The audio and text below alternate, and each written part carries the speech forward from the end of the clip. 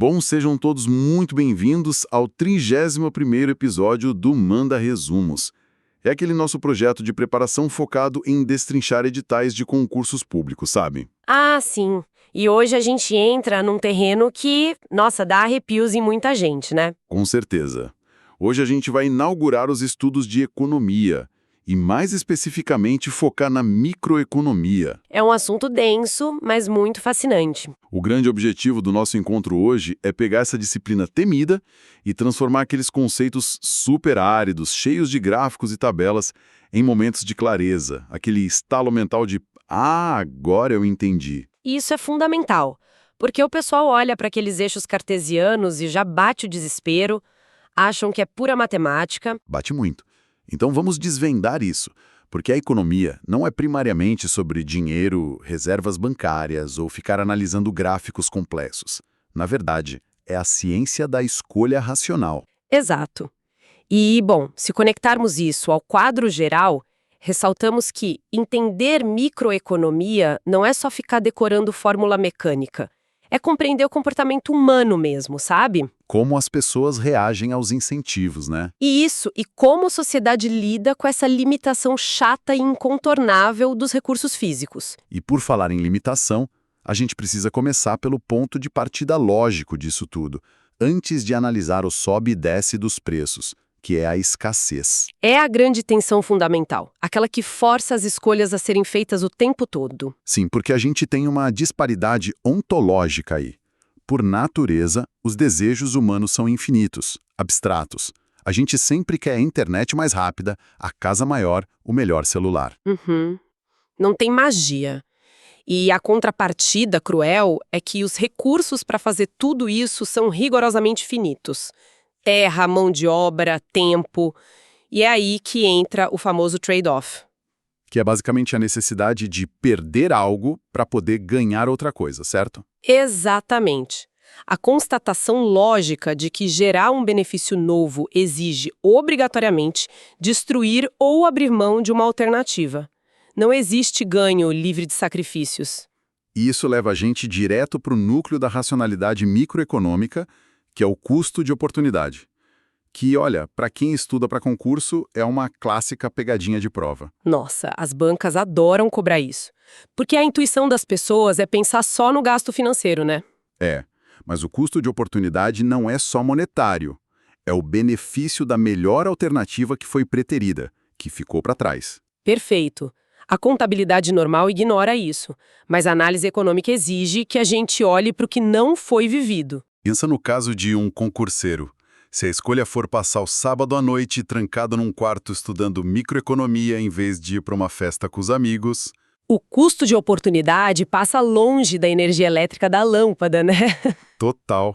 A festa, a diversão e o descanso perdido são o verdadeiro custo de oportunidade daquela noite. E para representar toda essa escassez de um jeito visual, a teoria criou a fronteira de possibilidades de produção, a famosa FPP ou CPP também. Que é aquele gráfico clássico, né? Isso. É uma representação gráfica que mostra o limite. Se a economia está produzindo num ponto exatamente em cima da curva, ela atingiu a eficiência máxima. E se o ponto estiver dentro da curva, no espaço interno? Aí temos ineficiência ou ociosidade. Gente desempregada, máquinas paradas. E os pontos que ficam fora da curva, flutuando lá em cima? Esses são os inatingíveis no curto prazo. A sociedade simplesmente não tem recurso ou tecnologia para chegar lá ainda. Legal. Mas peraí, tem uma coisa que sempre confunde na topografia desse gráfico. Por que essa curva FPP é normalmente desenhada de forma côncava? Tipo, uma barriga virada para fora. Eu me empolgo muito com essa parte. Isso acontece por causa da lei dos custos de oportunidade crescentes. E o que isso significa na prática? Significa que os recursos não são perfeitamente adaptáveis para qualquer tarefa. Para produzir mais de um bem, você começa a ter que usar recursos que são menos eficientes para aquela função específica. Tipo, tirar um programador de software para ir plantar soja. Exato. No começo, você realoca quem já manja de agricultura. O ganho é alto. Mas se você forçar a barra, vai ter que mandar o programador para o campo. A produção de software despenca e ele não vai colher quase nada de soja. o custo de oportunidade cresce absurdamente. Muito claro. Bom, sabendo que os recursos são escassos e que as escolhas custam caro, como é que a sociedade decide quem fica com o quê? É aí que entra a nossa famosa dança dos preços e as leis do mercado, a oferta e a demanda coordenando quem leva os produtos para casa. Começando pela lei da demanda, que mostra uma relação inversa, né? Se o preço sobe, a quantidade demandada cai. Isso. E não é por acaso, é por causa de dois efeitos psicológicos e financeiros nas pessoas: o efeito substituição e o efeito renda. O efeito substituição é meio intuitivo. Se o café fica absurdamente caro, a pessoa migra para o chá, tenta substituir. Perfeito. Já o efeito renda é mais sistêmico. Se a carne encarece muito, mesmo que o salário da pessoa seja o mesmo, o poder de compra dela foi sequestrado. Ela fica mais pobre na prática, né? Isso, ela corta não só a carne, mas acaba comprando menos de várias outras coisas no mercado. E do outro lado, a gente tem a lei da oferta, que tem uma relação direta. Exato. Quanto maior o preço no mercado, mais as empresas querem produzir. Porque preços maiores cobrem os custos que vão crescendo para expandir a produção, como a gente viu na Mata FPP. Para conseguir isolar todas essas forças num gráfico, os economistas usam um método científico bem específico. A famosa cláusula ceteris paribus. O bom e velho mantendo tudo mais constante. Isso. É congelar mentalmente coisas como renda, tecnologia e gosto das pessoas, só para ver como o preço de um único bem afeta a quantidade dele. E aí que a gente encontra o equilíbrio de mercado, o ponto mágico onde a quantidade demandada iguala certinho a quantidade ofertada. E quando o mercado sai desse ponto, temos problemas. Se o preço está alto demais, rola um excesso de oferta, que é um surplus, sobra produto na prateleira. E se o preço está baixo demais de forma artificial? Aí temos excesso de demanda, escassez pura, prateleira vazia e formação de mercado paralelo. Olha, um alerta crucial aqui para nossa comunidade. A maior pegadinha das bancas examinadoras nesse assunto é tentar confundir a galera com os movimentos no gráfico. Nossa, sim.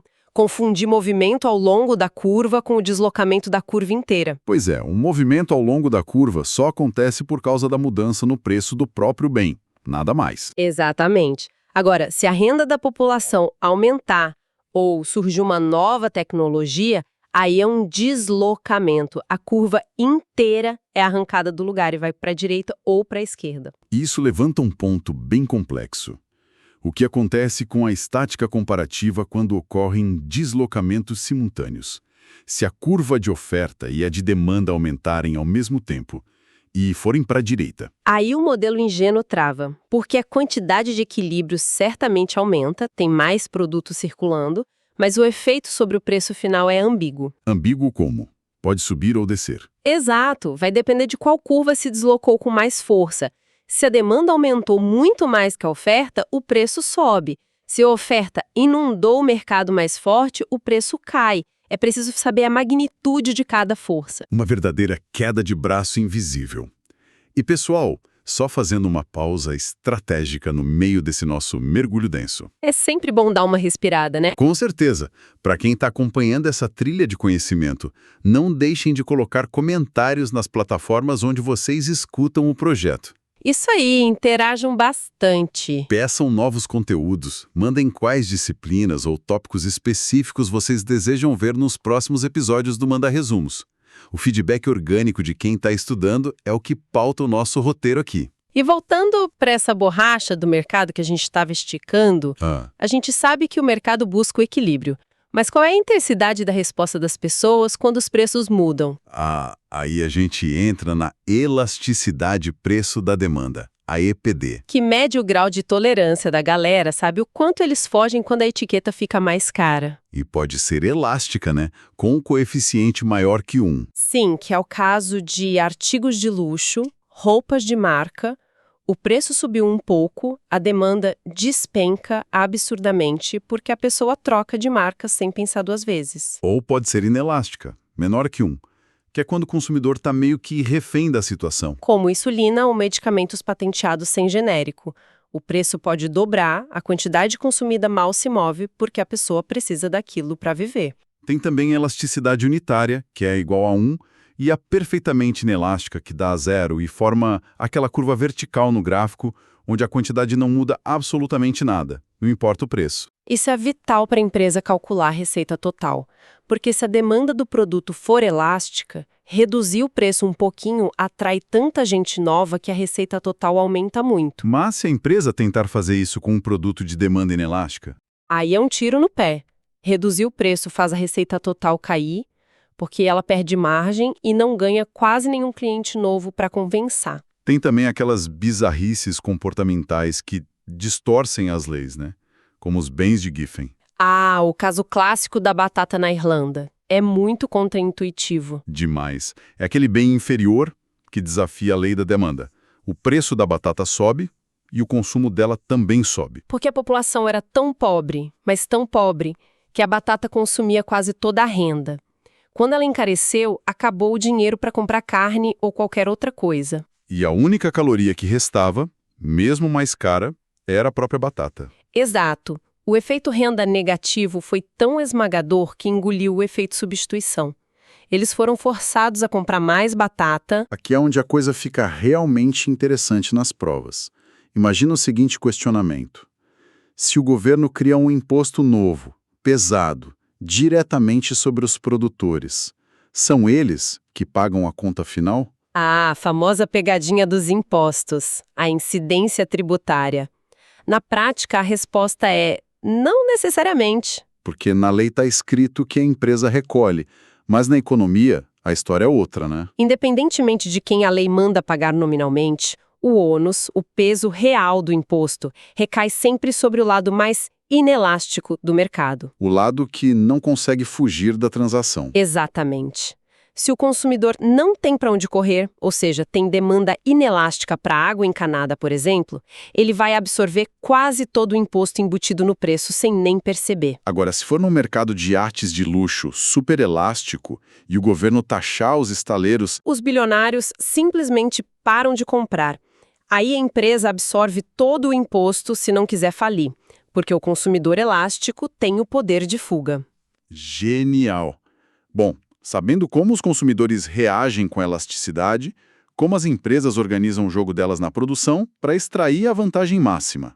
Existe uma regra de ouro universal para maximização de lucro, não importa a estrutura de mercado. Que é igualar a receita marginal ao custo marginal, o famoso RMG igual a CMG. Isso. Enquanto a receita de vender uma unidade extra for maior que o custo de fabricar essa unidade extra, a empresa continua produzindo. Ela para exatamente quando os dois se igualam. E se a gente aplicar isso na concorrência perfeita? Aí é o cenário de livro-texto ideal.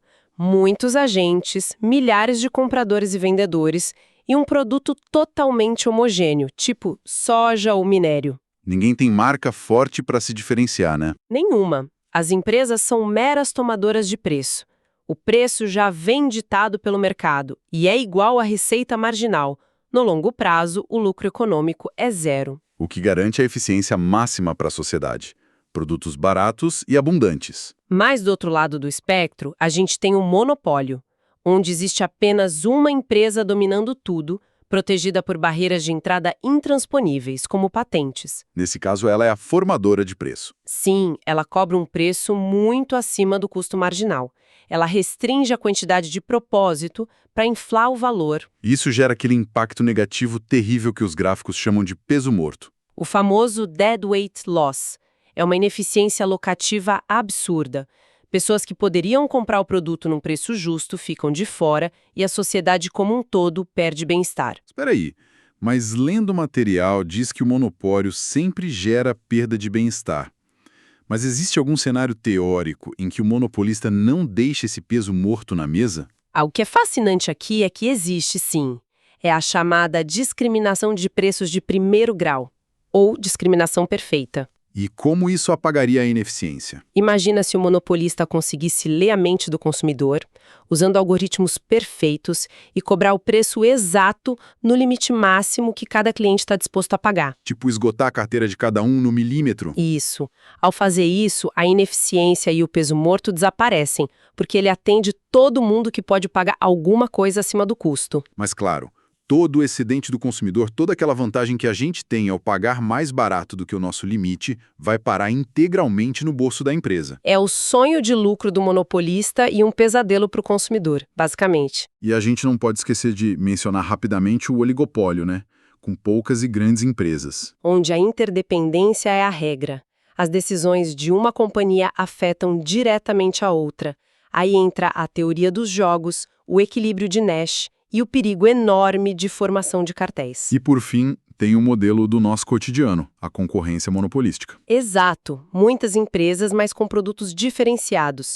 Tipo barbearias, lanchonetes, marcas de roupas. Onde a marca cria um mini monopólio daquele estilo específico, mas a concorrência aberta puxa o lucro econômico para o zero no longo prazo também. Só que tem uma reflexão final que expande bastante o nosso material sobre isso. Uma provocação para quem está estudando pensar. Opa, adoro isso. Qual é a reflexão? Na concorrência monopolística, como a gente busca sempre se diferenciar, o mercado opera com o que chamamos de capacidade ociosa.